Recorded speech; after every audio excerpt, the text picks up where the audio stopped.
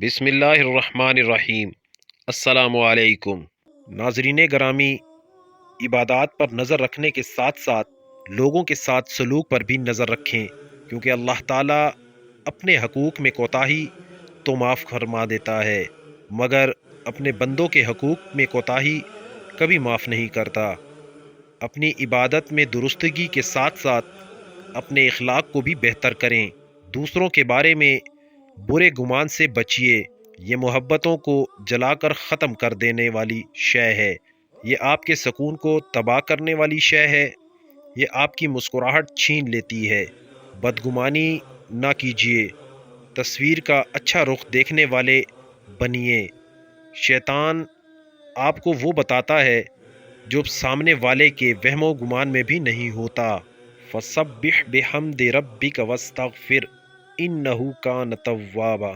پس اپنے رب کی حمد کے ساتھ ساتھ تسبیح کیجیے اور اس سے معافی مانگیے، بے شک وہ بڑا توبہ قبول کرنے والا ہے۔ حدیث نبوی صلی اللہ علیہ وآلہ وسلم: تمہارے دنوں میں سب سے زیادہ فضیلت والا دن جمعے کا دن ہے، پس تم اس دن مجھ پر کثرت سے درود بھیجا کرو۔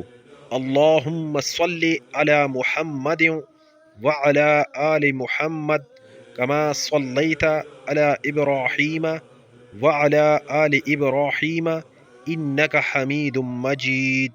اللہم بارک علی محمد وعلی آل محمد کما بارکت علی ابراہیم وعلی آل ابراہیم انک حمید مجید۔